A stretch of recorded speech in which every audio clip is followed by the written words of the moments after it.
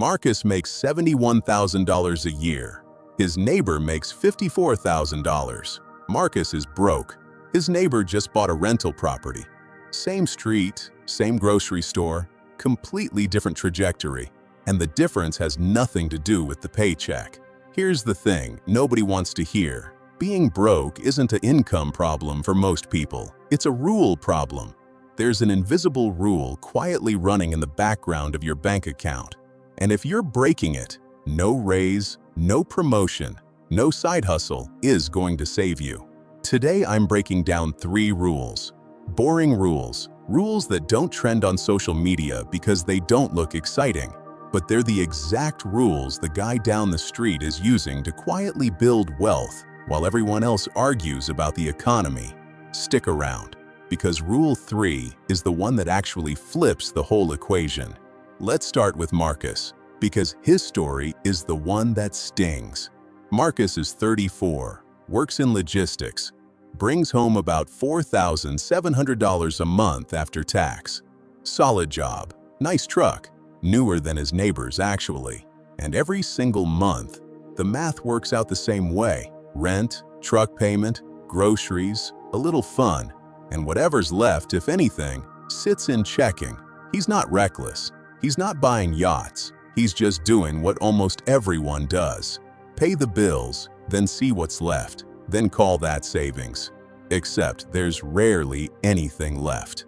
That's not an accident. That's the rule he's following without realizing it. Spend first, save last, and it guarantees broke, no matter what the salary says. Now flip it. His neighbor, Diane, makes less. Public school administrator, $54,000 a year.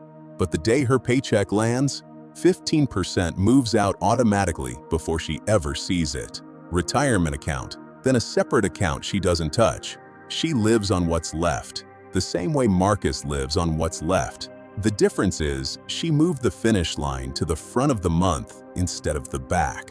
That's rule number 1. Pay yourself first. It sounds like a bumper sticker. It is not. It's math.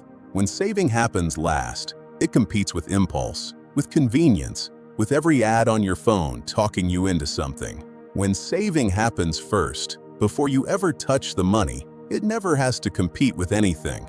It's already gone. You genuinely cannot spend what you don't see.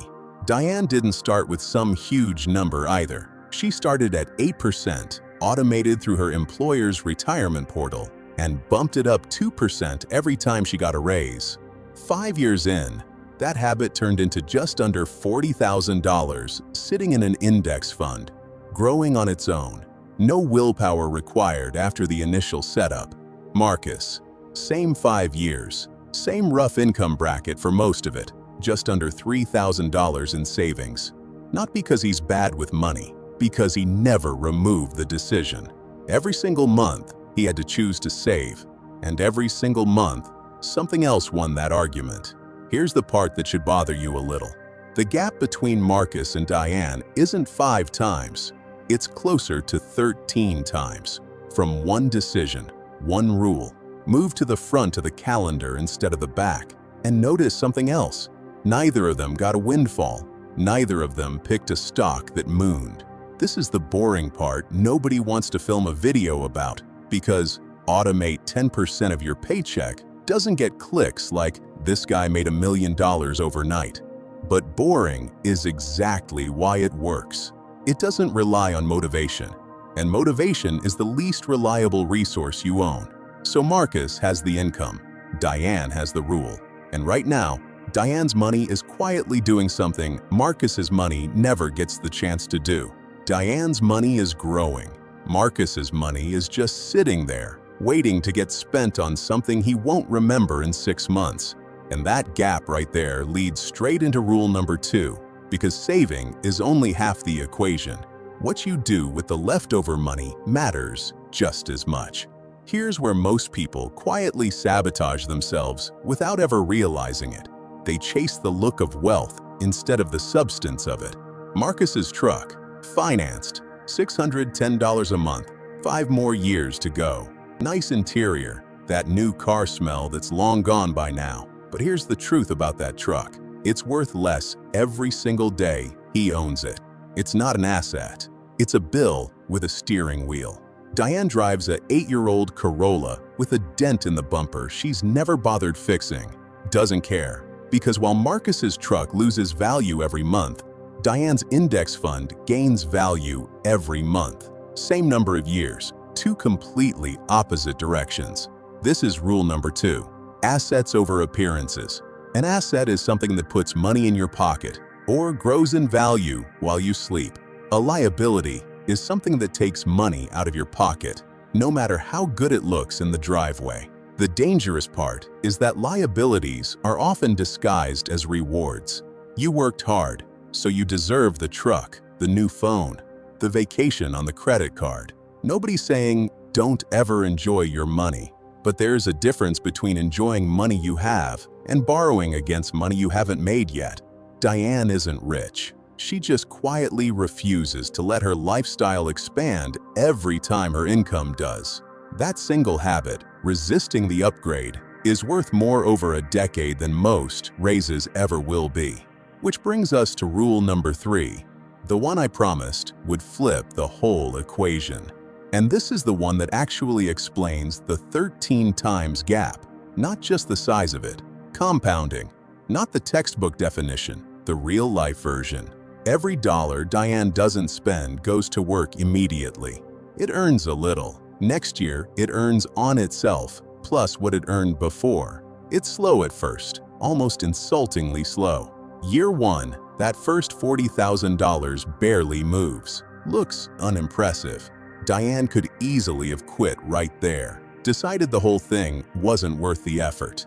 Most people do quit right there. That's exactly why most people stay broke. They give up in the boring middle, right before the curve actually bends upward. But she didn't touch it. By year 15, without adding a single extra dollar beyond her original habit, that account is worth well over 4 times what she put into it.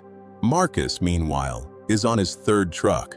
Same monthly payment, different truck, forever. He's paid for the same vehicle 3 separate times and owns none of them. That's the real difference between staying broke and building wealth. It was never about the size of the paycheck. Marcus out-earns Diane every single year. It's about which one of them let their money start working and which one of them kept respending the starting line. So let's go back to Marcus and Diane.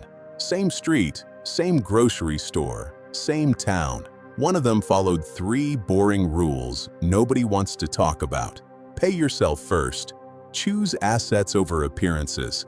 Let compounding run long enough to stop looking boring and start looking like magic. The other one just kept working harder for the same result, year after year.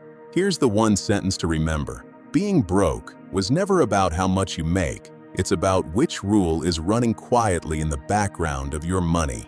So here's my question for you. If your paycheck landed tomorrow and 15% moved out before you ever saw it, would you even miss it? If this helped you see your money differently, subscribe, because we're breaking down more of these boring rules that actually work.